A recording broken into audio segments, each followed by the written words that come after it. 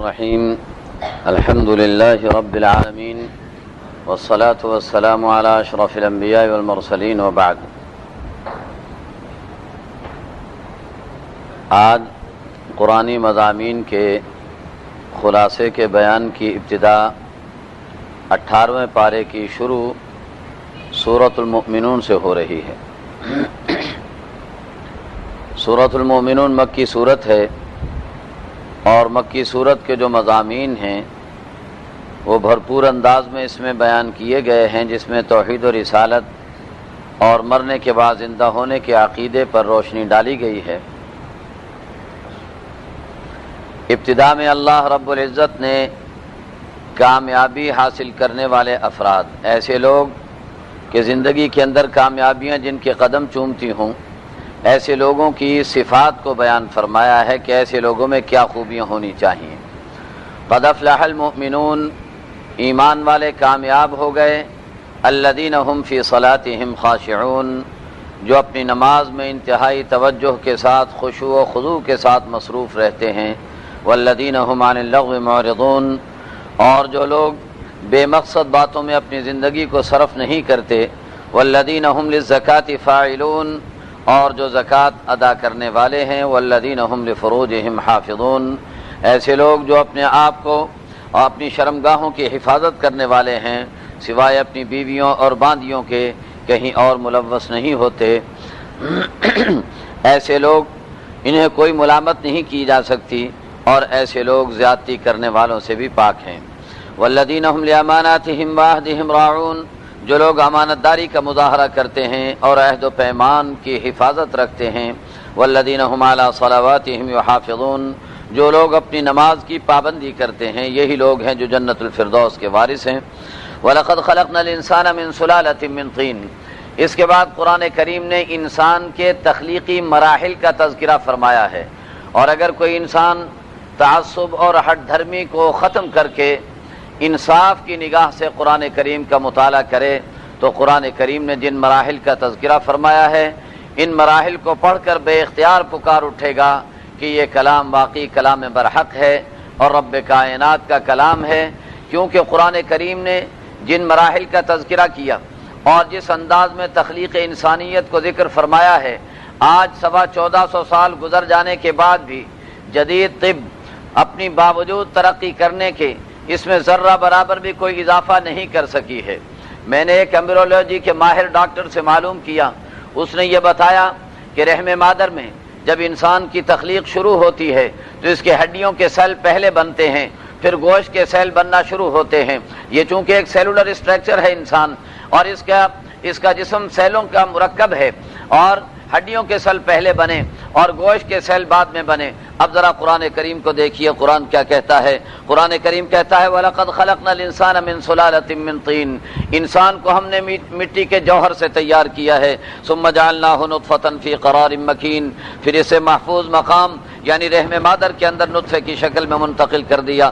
ثُمَّ خَلَقْنَا النُّطْفَةَ عَلَقَةً، پھر نطفے کو ہم نے علقہ کے اندر، لوتھڑے کے اندر تبدیل کر دیا۔ فَخَلَقْنَا الْعَلَقَةَ مُضْغَةً، پھر لوتھڑے کو بوٹی کی شکل میں تبدیل کر لیا۔ فَخَلَقْنَا الْمُضْغَةَ عِظَامًا، پھر اس بوٹی کو ہم نے اس کے اندر ہڈیاں پیدا کر دیں۔ فَكَسَوْنَا الْعِظَامَ لَحْمًا، پھر ہڈیوں کے اوپر ہم نے گوشت کو چڑھا دیا۔ ثُمَّ أَنشَأْنَاهُ خَلْقًا آخر، پھر ہم اسے دوبارہ پیدا کر دیں گے۔ فَتَبَارَكَ اللَّهُ أَحْسَنُ الْخَالِقِينَ، کیسا برکتوں والا اللہ، کتنی بہترین تخلیق کرنے والا معبود ہے۔ ثُمَّ إِنَّكُمْ بَعْدَ ذَلِكَ لَمَيِّتُونَ، انسانوں تم نے اس کے بعد مرنا ہے۔ ثُمَّ إِنَّكُمْ يَوْمَ الْقِيَامَةِ تُبْعَثُونَ، پھر تمہیں قیامت کے دن دوبارہ زندہ کر دیا جائے گا، اور تمہاری پیدائش کوئی ایسی ناممکن نہیں، کوئی ایسی مشکل نہیں، میرے اللہ نے اس سے بڑے بڑے کارنامے سر انجام دیے ہیں۔ اللہ فرماتے ہیں وَلَقَدْ خَلَقْنَا فَوْقَكُمْ سَبْعَ طَرَائِقَ، ذرا آپ اوپر نگاہ اٹھا کر کے دیکھو، تمہارے اوپر ہم نے 7 آسمان بنا رکھے اور پیدا کر رکھے ہیں۔ وَأَنزَلْنَا مِنَ السَّمَاءِ مَاءً بِقَدَرٍ، آسمانوں سے ہم نے ایک اندازے کے مطابق پانی اتارا ہے۔ فَأَسْكَنَّاهُ فِي الْأَرْضِ، اور اسے زمین کے اندر ہم نے ٹھہرایا ہے۔ وَإِنَّا عَلَىٰ ذَهَابٍ بِهِ لَقَادِرُونَ، اگر ہم چاہتے تو اس پانی کو غائب کر دیتے اور ختم کر دیتے، اور انسانوں تم اپنی ضروریات کے لیے پانی حاصل نہ کر سکتے۔ فَأَنشَأْنَا لَكُمْ بِهِ جَنَّاتٍ مِّن نَخِيلٍ وَأَعْنَابٍ، ہم نے پھر اس پانی کے ذریعے باغات بنائے، انگور کے بھی اور کھجور کے باغات بھی تیار کیے۔ لکم فیہا فواکہ کثیرۃ ومنہا تأکلون، اس میں بہت سے تمہیں منافع اور پھل تمہیں نصیب ہوتے ہیں اور اسے تم اپنی خوراک بناتے ہو۔ وَشَجَرَةً تَخْرُجُ مِن طُورِ سِينَاءَ تَنبُتُ بِالدُّهْنِ وَصِبْغٍ لِّلْآكِلِينَ، طور سینا پر اور بلندیوں پر پیدا ہونے والا درخت جو کہ زیتون کا درخت ہے، اسے بھی ہم نے اسی پانی کے ذریعے پیدا کیا ہے، اس سے تمہیں تیل بھی میسر آتا ہے اور تمہیں اپنی خوراک کے لیے اپنا لقمہ تر کرنے کا ذریعہ بھی بنتا ہے۔ وَإِنَّ لَكُمْ فِي الْأَنْعَامِ لَعِبْرَةً نُسْقِيكُم مِّمَّا فِي بُطُونِهَا، اور چوپائے جانوروں کے اندر تمہارے لیے درس عبرت موجود ہے، ہم ان کے پیٹ سے تمہیں پلاتے ہیں۔ وَلَكُمْ فِيهَا مَنَافِعُ كَثِيرَةٌ، ان جانوروں سے تمہیں اور بہت سے فائدے پہنچتے ہیں۔ وَمِنْهَا تَأْكُلُونَ، اور انہیں تم اپنی خوراک بھی بناتے ہو۔ وَعَلَيْهَا وَعَلَى الْفُلْكِ تُحْمَلُونَ، ان جانوروں پر بھی بار برداری کا کام کرتے ہو اور تم پھر کشتیاں اور سمندر کے اندر جہاز چلا کر ان سے بھی اپنی بار برداری کے ضروریات کو پورا کرتے ہو۔ وَلَقَدْ أَرْسَلْنَا نُوحًا إِلَىٰ قَوْمِهِ، اب نوح علیہ السلام کا تذکرہ شروع ہو گیا، انبیاء علیہ السلام کے ایک سلسلے کا ذکر قرآن کریم کر رہا ہے۔ نوح علیہ السلام نے اپنی قوم کو اللہ کی عبادت کی دعوت دی، قوم نے انکار کیا اور کہا ما ھذا الا بشر مثلکم یرید ان یتفضل علیکم ولو شاء اللہ لانزل ملائکہ ما سمعنا بھذا فی آبائنا الاولین۔ وہی گھسا پٹا اعتراض جو ہر دور کا باطل کرتا رہا اور ہر دور کے عیاش لوگ کرتے رہے، اللہ کا کام کرنے والوں پر، دین کا کام کرنے والوں پر وہی اعتراض انہوں نے اٹھایا۔ یرید ان یتفضل علیکم، دین کے نام پر اپنی بڑائی بتانا چاہتا ہے اور دین کے نام پر تمہارے اوپر اپنا اقتدار قائم کرنا چاہتا ہے۔ یہی اعتراض آج باطل والے کرتے ہیں اور یہی اعتراض 5000 سال پہلے نوح علیہ السلام پر اہل باطل نے کیا تھا۔ اہل باطل کی مینٹلٹی ہر دور کے اندر ایک رہی ہے اور ایک ہی جیسی سوچ ان کی ہے کہ ان کے مفادات میں جب چوٹ پڑتی ہے تو یہ تل ملا اٹھتے ہیں اور مفادات کے مقابلے میں کسی دلیل کو تسلیم کرنے کے لیے تیار نہیں ہوتے، کسی حقیقت کو ماننے کے لیے تیار نہیں ہوتے۔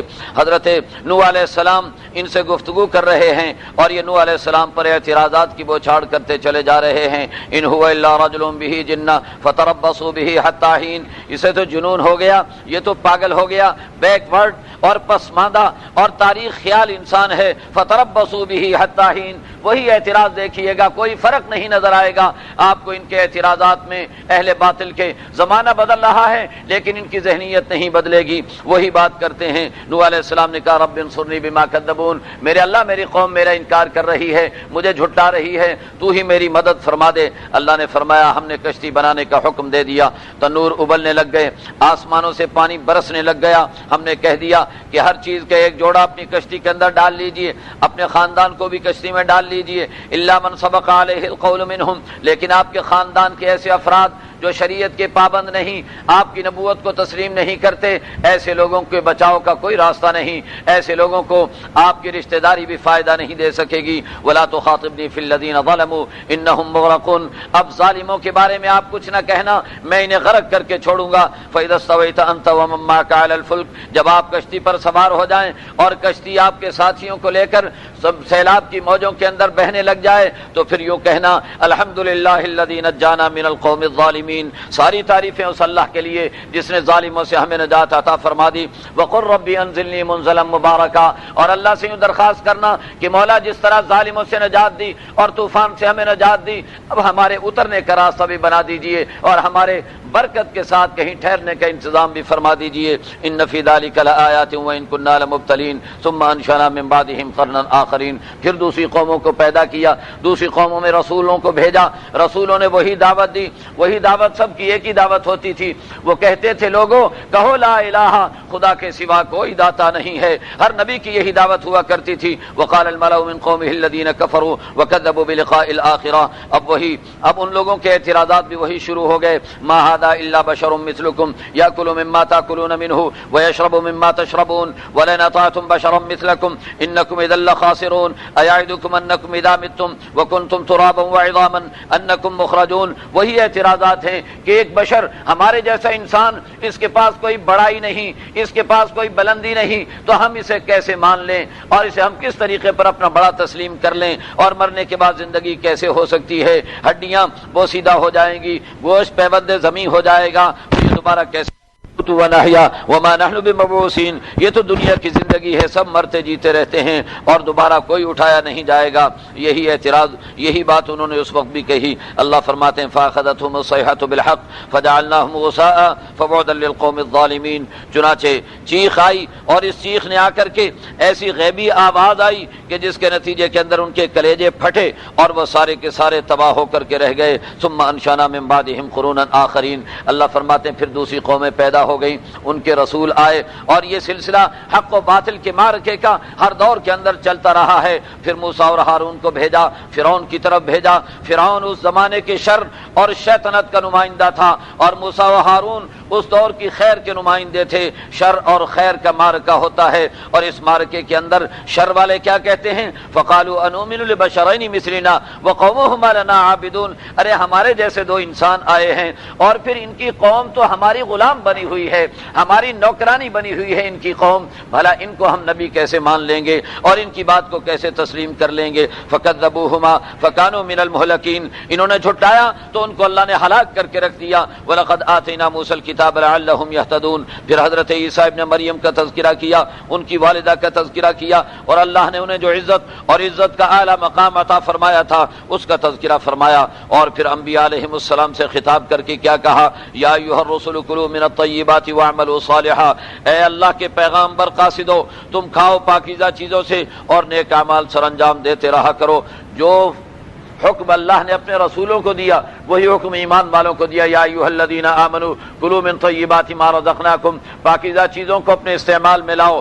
نبیوں کو بھی یہ حکم دیا، انی بما تعملون علیم وان هذه امتکم امۃ واحدہ وانا ربکم فاتقون، یاد رکھو یہ امت تو ایک ہی امت ہے۔ میں یہ کہا کرتا ہوں کہ وحدت ادیان کی جو بات دنیا کے اندر اٹھائی جاتی ہے اور یہ کہا جاتا ہے کہ ساری دنیا کا ایک دین ہونا چاہیے، لیکن اس کا مطلب غلط بیان کیا جاتا ہے۔ کہا یہ جاتا ہے کہ یہودیت بھی ایک ہی ہے، عیسائیت بھی ایک ہی ہے، ہندو مت بھی ایک ہی ہے اور سکھ دھرم بھی ایک ہی ہے، سب ایک ہی بات ہے، سارے مختلف انداز میں یہ خدا کو کی عبادت کرتے ہیں۔ غلط کہا جاتا ہے۔ یہ مطلب نہیں کہ سارے باطل کو ایک کر دیا جائے، بلکہ مطلب یہ ہے کہ ہر دور کے اندر حق ایک ہی رہا ہے۔ ان الدین عند اللہ الاسلام، ہر دور کے اندر اسلام ہی نظام حیات رہا ہے انسانیت کے لیے، اور اللہ نے انسانیت کے لیے ایک ہی دین کو ہر دور کے اندر منتخب فرمایا ہے اور ایک ہی امت مسلمہ ہر دور کے اندر رہی ہے۔ فتقطعوا امرهم بینہم، اس کے بعد اللہ رب العزت نے کچھ قیامت کا تذکرہ اور اللہ کے ساتھ شرک کرنے والوں کی انجام بد کا تذکرہ فرمایا، اور پھر اللہ رب العزت نے کچھ تذکرہ کیا اور اپنے دلائل شروع کر دیے۔ اللہ رب العزت نے اپنی قدرت کے دلائل بیان کرنے شروع کر دیے۔ اللہ فرماتے ہیں وَهُوَ الَّذِي ذَرَاكُمْ فِي الْأَرْضِ وَإِلَيْهِ تُحْشَرُونَ وَهُوَ الَّذِي يُحْيِي وَيُمِيتُ، وہی اللہ تمہارے لیے کان، آنکھ اور دل پیدا کرتا ہے لیکن تم لوگ شکر گزاری نہیں کرتے ہو۔ وہی اللہ تمہیں زمین میں پیدا کرتا ہے، وہی اللہ کل قیامت کے دن تمہیں جمع کر لے گا۔ وَهُوَ الَّذِي يُحْيِي وَيُمِيتُ، وہی اللہ مارتا ہے، وہی اللہ جلاتا ہے۔ وَلَهُ اخْتِلَافُ اللَّيْلِ وَالنَّهَارِ، اور دن رات کا آنا جانا اسی اللہ کے حکم سے ہوتا ہے۔ افلا تعقلون، کیا تم اپنی عقل کو استعمال نہیں کرتے ہو؟ بل قالوا مثل ما قال الاولون، یہ ویسی ہی باتیں کر رہے ہیں جیسی پہلے لوگ کیا کرتے تھے۔ وہی قرآن کریم کہہ رہا ہے کہ باطل ہر دور میں ایک ہی بات کہتا ہے، اور وہ کیا ہے؟ قالوا اذا متنا وكنا ترابا وعظاما ائنا لمبعوثون، کہتے جب ہم مر گئے اور مٹی ہو گئے اور ہماری ہڈیاں بوسیدہ ہو گئیں تو کیا پھر پیدا کیے جائیں گے؟ لقد وعدنا نحن وآباؤنا هذا من قبل ان هذا الا اساطير الاولين قل لمن الارض ومن فيها ان كنتم تعلمون۔ اب قرآن کریم نے معجزانہ انداز میں سوال کرنے شروع کر دیے۔ قرآن کہتا ہے یہ رب کا انکار تو کرتے ہیں لیکن آپ ان سے ذرا پوچھئے تو صحیح، ان سے سوال تو کیجئے، ان سے کہیے کہ اپنے دائیں بائیں آسمان و زمین میں غور کر کے ہمیں جواب دیں۔ قل لمن الارض ومن فیہا، ان سے پوچھئے کہ زمین کس کی ہے اور اس زمین پر بسنے والوں پر کس کی حکمرانی ہے؟ سیقولون للہ، یہ بے اختیار پکار اٹھیں گے کہ ایک اللہ ہی کی ہے۔ قل من رب السماوات السبع ورب العرش العظیم، ان سے کہیے کہ ساتوں آسمانوں کا اور عرش عظیم کا رب کون ہے؟ یہ کہیں گے سیقولون للہ کہ اللہ ہی ہے۔ قل من بیدہ ملکوت کل شیء وہو یجیر ولا يجار علیہ ان کنتم تعلمون، ان سے پوچھئے کہ ہر چیز کی حکمرانی کس کے ہاتھ میں ہے، وہ اللہ ہر ایک کو پناہ دے سکتا ہے، لیکن اللہ کے مقابلے میں کسی کو کوئی پناہ دینے والا نہیں۔ سیقولون للہ، پھر یہ کہیں گے کہ اللہ ہی ہے۔ قل فأنا تسحرون، آپ ان سے کہیے کہ پھر تم کہاں بہہ کے چلے جا رہے ہو۔ بل اتیناہم بالحق وانہم لکاذبون، ما اتخذ اللہ من ولد وما كان معه من الہ اذا لذهب كل الہ بما خلق۔ کیسی عجیب دلیل قرآن دے رہا ہے۔ قرآن کہتا ہے اللہ کی کوئی اولاد نہیں اور اللہ کے ساتھ کوئی خدا شریک نہیں۔ اذا لذهب كل الہ بما خلق، اگر اللہ کے ساتھ کسی اور معبود کو تسلیم کرو گے تو پھر صورتحال یہ ہوگی کہ ہر معبود اپنی اپنی مخلوق کو لے کر کے الگ ہو جائے گا۔ جیسے مختلف پارٹیاں جماعتیں ہوتی ہیں، ہر پارٹی والے اپنے اپنے آدمیوں کو لے کر کے علیحدہ ہو جاتے ہیں۔ اللہ کہتے ہیں ایسے اگر خدا بہت سارے مان لیے جائیں، معبود بہت سارے مان لیے جائیں، تو ہر معبود اپنی اپنی مخلوق کو لے کر اپنا اپنا جتھا علیحدہ بنا لے گا۔ ولا علی بعضهم علی بعض، اور ایک دوسرے کے اوپر چڑھائی کرنا شروع کر دیں گے۔ سبحان اللہ عما یصفون، عالم الغیب والشہادہ فتعالی عما یشرکون، پاک ہے وہ اللہ جس سے یہ لوگ اللہ کے لیے جن چیزوں کو ثابت کرتے ہیں وہ حاضر کا بھی جاننے والا ہے، غائب کا بھی جاننے والا ہے۔ قل رب اما ترینی ما یوعدون، اب اللہ رب العزت نے دعوت کا کام کرنے والوں کو دعا مانگنے کا سلیقہ سکھایا اور یہ بتایا کہ ہر حال کے اندر اپنے آپ کو اللہ کا محتاج سمجھتے رہو۔ اللہ سے یوں کہو رب اما ترینی ما یوعدون رب فلا تجعلنی فی القوم الظالمین، میرے اللہ اگر ظالموں پر تیرا عذاب آ گیا تو مجھے پناہ دے دینا اور مجھے نجات عطا فرما دینا۔ وَإِنَّا عَلَىٰ نُرِيَكَ مَا نَعِدُهُمْ لَقَادِرُونَ ادْفَعْ بِالَّتِي هِيَ أَحْسَنُ السَّيِّئَةَ، نبی کو بتایا جا رہا ہے کہ آپ کی دعوت کے راستے میں اگر کوئی رکاوٹیں ڈالتا ہے اور آپ کی مخالفت کرتا ہے تو آپ مخالفت کا جواب مخالفت سے نہیں دیں گے، آپ کو حسن سلوک کا مظاہرہ کرنا ہوگا، اعلیٰ کردار کا مظاہرہ کرنا ہوگا۔ بدیرہ بدی سہل باشد جزا، ارے برائی کا جواب برائی سے دینا تو بڑا آسان ہوا کرتا ہے۔ اگر مردی احسن الی من اساء، اگر تم مرد ہے تو جس نے تیرے ساتھ برائی کی ہے تو اچھا سلوک کر کے اس کا جواب دے کر کے بتا۔ قرآن کہتا ہے کہ حسن سلوک کا مظاہرہ دعوت اللہ کا کام کرنے والے کیا کرتے ہیں۔ وقل رب اعوذ بک من ہمزات الشیاطین، فرمایا کہ ہم شیطان سے بھی پناہ مانگتے رہو۔ پھر اللہ رب العزت نے قیامت کا تذکرہ شروع کر دیا کہ انسان مرنے کے بعد جب قیامت میں پہنچے گا تو تمنا کرے گا کاش میں نے نیک عمل کر لیے ہوتے، لیکن اب پچھتائے کیا ہوا۔ وہاں کیا بنے گا؟ فَإِذَا نُفِخَ فِي الصُّورِ فَلَا أَنْسَابَ بَيْنَهُمْ يَوْمَئِذٍ وَلَا يَتَسَاءَلُونَ، اللہ فرماتے ہیں کہ جب سور پھونک دیا جائے گا کوئی رشتہ داریاں وہاں پر کام نہیں آئیں گی اور کسی سے کوئی نہیں پوچھے گا۔ فَمَنْ ثَقُلَتْ مَوَازِينُهُ فَأُولَٰئِكَ هُمُ الْمُفْلِحُونَ، وہاں تو دو جماعتیں بنیں گی جن کے اعمال کا ترازو بھاری ہو جائے گا وہ کامیاب لوگوں کی جماعت ہوگی، اور جن کے اعمال کا ترازو ہلکا پڑ جائے گا وہ نقصان اٹھانے والوں کی جماعت ہوگی۔ جہنم کے اندر ذلت و رسوائی کے ساتھ انہیں پڑے رہنا ہوگا۔ دنیا کی بڑی مختصر زندگی ہے اور انسان قیامت میں جانے کے بعد سمجھے گا کہ ایک دن یا آدھا دن سے زیادہ دنیا کے اندر اس نے نہیں گزارا ہے۔ میرے اللہ فرماتے ہیں تم اس بات کو نہ دیکھو کہ کتنا عرصہ تمہارا گزرا ہے، اس بات کو دیکھو کہ اللہ نے تمہیں دنیا میں بھیجا کس مقصد کے لیے تھا۔ افحسبتم انما خلقناکم عبثا، کیا تم سمجھتے ہو کہ ہم نے تمہیں یوں ہی بیکار پیدا کر دیا؟ وانکم الینا لا ترجعون، اور تم نے لوٹ کر آنا ہی نہیں ہے۔ فتعالى اللہ الملک الحق، اللہ ایسی بیکار چیزوں کو پیدا کرنے سے بلند و برتر ہیں۔ لا الہ الا ہو، اس کے سوا کوئی معبود نہیں، وہ رب العرش الکریم ہے۔ ومن يدع مع اللہ الہا آخر لا برہان لہ بہ، جو اللہ کے ساتھ کسی دوسرے معبود کو پکارے گا فانما حسابہ عند ربی، اللہ اس کا کڑا حساب لیں گے قیامت کے دن، اور قیامت کے دن کافر لوگ کامیاب نہیں ہوا کرتے۔ اللہ سے دعا مانگو کہ اللہ ہمیں معاف فرما دے۔ وقل رب اغفر وارحم، اے اللہ تو ہماری مغفرت فرما دے، ہم پر رحم فرما دے، اور تو بہترین رحم کرنے والا ہے۔ اس کے بعد سورہ نور شروع ہو رہی ہے، مدنی سورت ہے، اور اس سورت کے اندر بھرپور انداز میں قانون سازی کی گئی ہے، خاص طور پر معاشرے کو بے حیائی اور فساد سے پاک کرنے کے لیے ضوابط بیان فرمائے گئے ہیں۔ ابتدا ہو رہی ہے قرآن کریم کی اور سورہ نور کی۔ اللہ تعالیٰ فرماتے ہیں سورۃ انزلناها وفرضناها وانزلنا فيها آیات بینات لعلکم تذکرون، اللہ نے خاص طور پر یہ سورت تم پر اس لیے اتاری ہے کہ تم نصیحتیں حاصل کر سکو۔ الزانیۃ والزانی فجلدوا کل واحد منہما مئۃ جلدہ، زناکاری کو اسلام نے بدترین جرم قرار دیا ہے، اس لیے کہ اس کے اندر انسانیت کی موت ہے، زناکاری کے اندر انسانی نسب کا اختلاط بھی ہے اور انسانی صحت کی تباہی بھی ہے۔ اس بنا پر قرآن کریم نے اس کے لیے بڑے کڑے قوانین وضع فرمائے ہیں، اور اس آیت کے اندر غیر شادی شدہ زناکار چاہے مرد ہو چاہے عورت ہو، قرآن کہتا ہے انہیں قانون کے شکنجے میں کس دو اور بالکل برابر سرابر ان پر سزا لگائی جائے گی، کسی کی روح رعایت نہیں کی جائے گی، 100 کوڑے دونوں کے لگائے جائیں۔ وَلَا تَأْخُذْكُمْ بِهِمَا رَأْفَةٌ فِي دِينِ اللَّهِ، اور اللہ کے دین کا نظام نافذ کرنے کے لیے کسی قسم کی نرمی کا تم نے مظاہرہ نہیں کرنا ہے۔ ان کنتم تؤمنون باللہ والیوم الآخر، آج کہتے ہیں کہ صاحب ذرا آپ تھوڑا سا وسعت نظری کا مظاہرہ کیجئے اور دین پر اتنی سختی نہ کیجئے۔ اللہ کہتے ہیں کوئی نرمی کرنے کی ضرورت نہیں ہے، دو ٹوک انداز میں اللہ کا نظام نافذ کرو۔ وَلْيَشْهَدْ عَذَابَهُمَا طَائِفَةٌ مِّنَ الْمُؤْمِنِينَ، اور اللہ فرماتے ہیں کہ اللہ کا نظام جب نافذ کیا جائے گا تو چھپا کر نہیں، آج کل سزائیں دی جاتی ہیں لیکن چھپا کر کے دی جاتی ہیں، رات کو 3 بجے جا کر کے اور اٹھا کر کے پھانسی پہ لٹکا دیا جائے گا اور سزا دے دی جائے گی۔ اللہ کہتے نہیں، سزا دینے سے ایک طرف تو اس مجرم کو تکلیف پہنچانا مقصود ہوتا ہے اور دوسری طرف بعد کے آنے والے لوگوں کو بھی عبرت دلانا مقصود ہوتا ہے۔ اس بنا پر کھلے مجمع میں عوام الناس کے سامنے سزا ہونی چاہیے تاکہ مومنین کی ایک جماعت اس سزا کو دیکھے اور وہ بھی عبرت حاصل کرے۔ الزانی لا ينکح الا زانیۃ او مشرکہ، اس کے بعد اللہ رب العزت نے زانی اور مشرکین کو ایک ہی صف میں کھڑا کر دیا، اور پھر اللہ رب العزت نے بتایا کہ اگر کوئی شخص کسی پر زنا تو بہت بری چیز ہے، لیکن کسی پر زنا کا الزام لگا دینا یہ بھی بری چیز ہے۔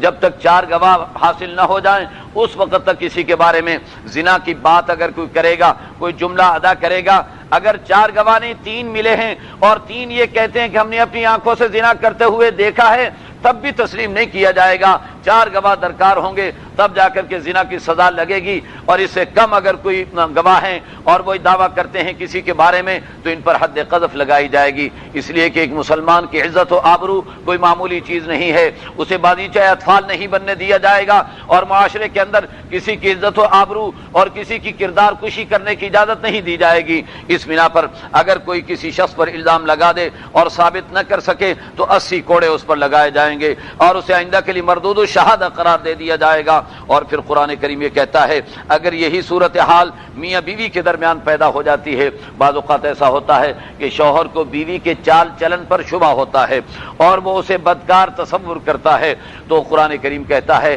کہ اگر یہ لوگوں کے سامنے کہتا پھرے گا تو شریعت جو ہے وہ مطالبہ کرے گی، اور اگر یہ ثبوت پیش نہیں کر سکے گا تو اس پر سزا لگے گی۔ لیکن اگر ایسی بات نہیں ہے اور یہ اصرار کرتا ہے تو ایسی صورت کے اندر خاتون سے پوچھا جائے گا، وہ اگر تسلیم کر لے تو اس پر سزا لگا دی جائے گی، اور اگر وہ ماننے کے لیے تیار نہ ہو، وہ کہے کہ شوہر جھوٹ بول رہا ہے، شوہر کہے کہ بیوی غلط بیانی سے کام لے رہی ہے اور وہ طلاق دینے کے لیے بھی تیار نہیں ہے، تو ایسی صورت کا حل شریعت نے یہ قرار دیا ہے کہ دونوں کو عدالت کے اندر بلا لیا جائے اور عدالت میں قاضی کے سامنے کھڑا کر دیا جائے۔ شوہر 4 مرتبہ قسمیں کھا کر کے کہے کہ میں جو اس پر الزام لگا رہا ہوں اس الزام میں سچا ہوں، اور 5ویں دفعہ قسم کھا کر کے کہے کہ اگر میں جھوٹا ہوں تو مجھ پر اللہ کی لعنت برسنی چاہیے، اور پھر 4 مرتبہ بیوی کہے گی کہ یہ جھوٹ بول رہا ہے، غلط بیانی سے کام لے رہا ہے، اور 5ویں مرتبہ کہے گی کہ اگر یہ سچا ہو تو مجھ پر اللہ کا غضب اتر آئے اور مجھ پر اللہ کی ناراضگی اتر آئے۔ جب یہ قول و قرار ہو جائیں گے تو ان کو علیحدہ کر دیا جائے گا، اور آئندہ کے لیے یہ کبھی اکٹھا ہونے کے ان کے لیے کوئی چانسز باقی نہیں رہ جائیں گے۔ اس کے بعد قرآن کریم نے آگے ایک واقعے کا تذکرہ فرمایا ہے۔ واقعہ ایک پیش آ گیا تھا جس میں حضرت عائشہ صدیقہ رضی اللہ عنہا پر کچھ منافقین اور یہودیوں نے مل کر الزام لگایا اور پھر افواہوں کا ایک تمار کھڑا کر دیا اور معاشرے کے اندر ایک ہیجان برپا کر دیا۔ قرآن کریم نے کہا کہ بلا تحقیق جنہوں نے بات کی ان پر سزا لگائی جائے گی، چاہے وہ کتنے بڑے کیوں نہ ہو، بلا تحقیق بات کرنے والے ان پر سزا ہوگی اگر وہ 4 گواہ پیش نہیں کر سکتے۔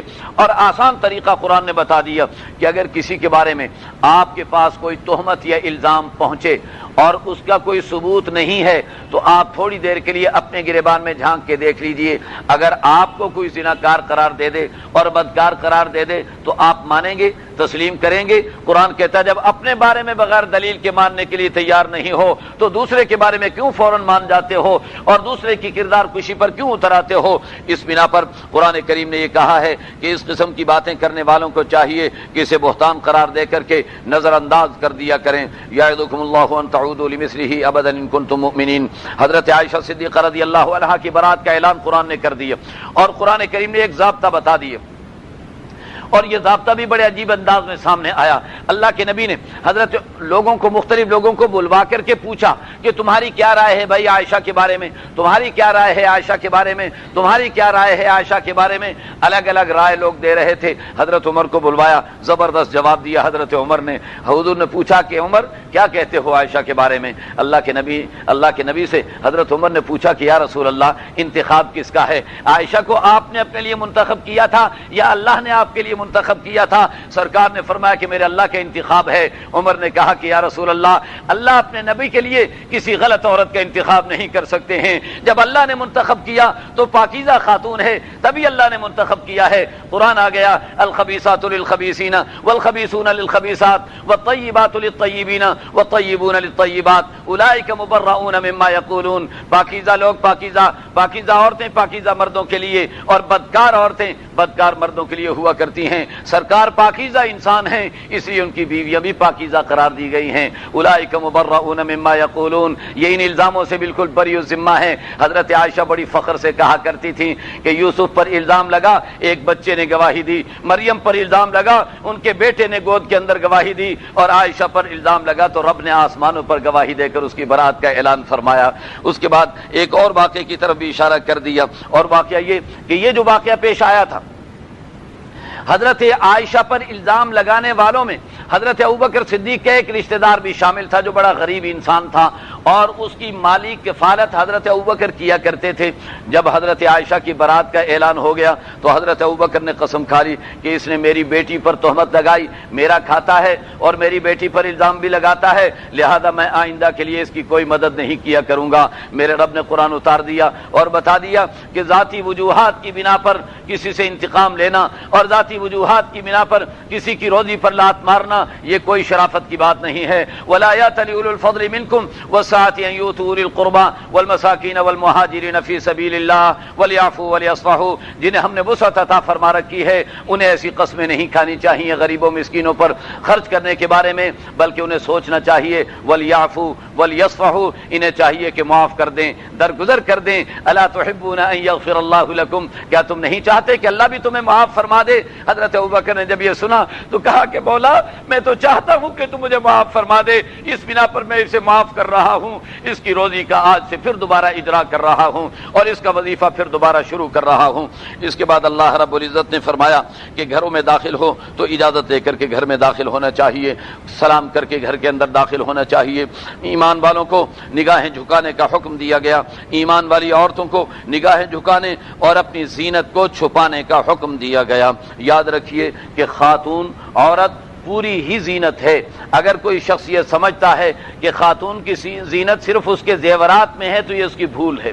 خاتون کے سب سے زیادہ زینت اس کے چہرے کے اندر ہے، اور قرآن زینت کو چھپانے کا جب کہتا ہے تو چہرہ نکل کر باہر نہیں جا سکتا ہے، اس بنا پر عورت کو پورا جسم چھپانے کا حکم قرآن کریم دے رہا ہے، اور اس آیت کے اندر اس بات کو قرآن کریم نے بیان فرمایا ہے۔ پھر غیر شادی شدہ لوگوں کی شادیاں کرانے کا حکم قرآن دے رہا ہے، اور قرآن کریم یہ کہتا ہے کہ تم مالی تنگی کو نہ دیکھنا، شادی کے نتیجے میں اللہ وسعت عطا فرما دیں گے۔ پھر اللہ نے آسمان و زمین میں اللہ کی نشانیوں میں غور و خوض کرنے کی دعوت دی ہے، اور اس کے بعد اللہ رب العزت نے اہل ایمان کو اگر وہ ایمان اور اعمال صالحہ پر جمے رہے تو سرزمین میں اقتدار اور خلافت دینے کا اعلان فرمایا ہے۔ اور پھر اللہ رب العزت نے اس بات کا حکم دیا ہے کہ ایسے اوقات جن اوقات کے اندر شب خوابی کے لباس میں میاں بیوی گھر کے اندر ہوتے ہیں، ان اوقات کے اندر گھر کے افراد کو بھی بغیر اجازت کے کمرے میں داخل نہیں ہونا چاہیے، گھر کے اندر بھی کمروں میں جانے کے لیے اجازت طلب کر کے جانا چاہیے۔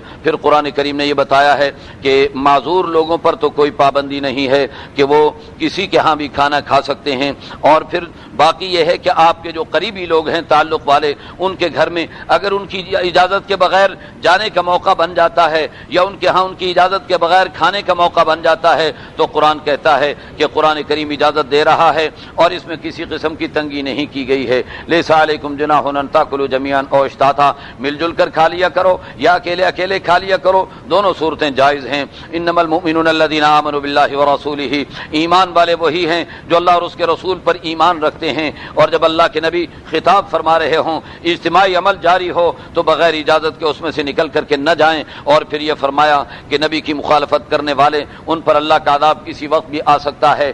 یاد رکھو آسمان و زمین کی حکمرانی اللہ ہی کے لیے ہے اور اللہ تمہارے ہر عمل کو جانتے ہیں، اور جب تم قیامت کے دن لوٹ کر اللہ کے پاس آؤ گے تو اللہ تمہیں سب کچھ بتا دیں گے۔ اللہ ہر چیز کا علم رکھنے والے ہیں۔ پھر سورۃ الفرقان شروع ہو رہی ہے اور یہ مکی سورت ہے، اور اس سورت کے اندر ابتدا میں قرآن کریم کے بارے میں بتایا کہ حق و باطل میں امتیاز کرنے کا سلیقہ قرآن سکھاتا ہے، اور دنیا انسانیت کو ڈرانے کے لیے یہ قرآن آیا ہے، اور یہ قرآن اللہ کی وحدانیت کا اعلان کرنے کے لیے آیا ہے۔ پھر قرآن کریم نے یہ بتایا کہ مشرکین نے اعتراض کیے، کہنے لگے قصے کہانیاں گھڑ کر ہمیں لا کر کے سناتا ہے۔ قل انزلہ الذی یعلم السر فی السماوات والارض، آپ ان سے کہہ دیجئے کہ یہ قصے کہانیاں نہیں، آسمان و زمین کے بھیدوں کو جاننے والی ذات نے یہ قرآن مجھ پر اتارا ہے۔ وقالوا ما لهذا الرسول یاکل الطعام ویمشی فی الاسواق، یہ کہتے ہیں کیسا رسول ہے، کھانا بھی کھاتا ہے، بازاروں میں بھی چلتا پھرتا ہے۔ لولا انزل الیہ ملک فیکون معه نذیرا، اس کے ساتھ فرشتے ہوتے اور وہ فرشتے لوگوں کو ڈراتے،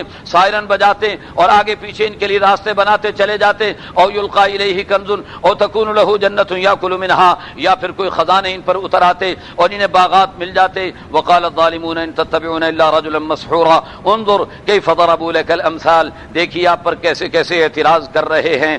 تبارک الذی ان شاء جعل لك خیرا من ذلك، اللہ فرماتے ہیں اللہ اگر چاہیں تو ان کے مطالبے پورے کرنا اللہ کے لیے کوئی مشکل نہیں ہے، لیکن اصل بات یہ ہے کہ یہ مطالبے پورے نہیں کرانا چاہتے، یہ ہٹ دھرمی اور ڈھٹائی کا مظاہرہ کر رہے ہیں۔ ہم نے اگر مطالبہ کر دیا، پورا کر دیا تو ان پر ہلاکت اترے گی، عذاب اترے گا، اور آپ کی قوم ہے اس لیے میں آپ کی قوم کو عذاب سے ہلاک نہیں کرنا چاہتا ہوں، اس بنا پر میں نشانیاں اور ان کی منہ مانگی علامتیں ظاہر نہیں کرتا ہوں۔ لیکن اگر یہ دنیا میں نہ باز آئے تو کل قیامت کے دن جہنم کا ایندھن انہیں بننا پڑے گا، اور وہاں پر یاد رکھو یہ اپنے معبودان باطل سے بھی برات کا اظہار کرنے لگ جائیں گے۔ قرآن کریم میں کہتا ہے وما ارسلنا قبلک من المرسلین، آپ سے پہلے جتنے رسول ہم نے بھیجے وہ کھانے بھی کھایا کرتے تھے، بازاروں میں بھی نکلا کرتے تھے۔ وجعلنا بعضکم لبعض فتنہ، اور آپس میں بعض کو بعض کے لیے میں نے آزمائش بنا رکھا ہے۔ اتصبرون، کیا تم صبر نہیں کرو گے؟ وکان ربک بصیرا، یاد رکھو کہ تمہارا رب ہر چیز کو دیکھنے والا ہے۔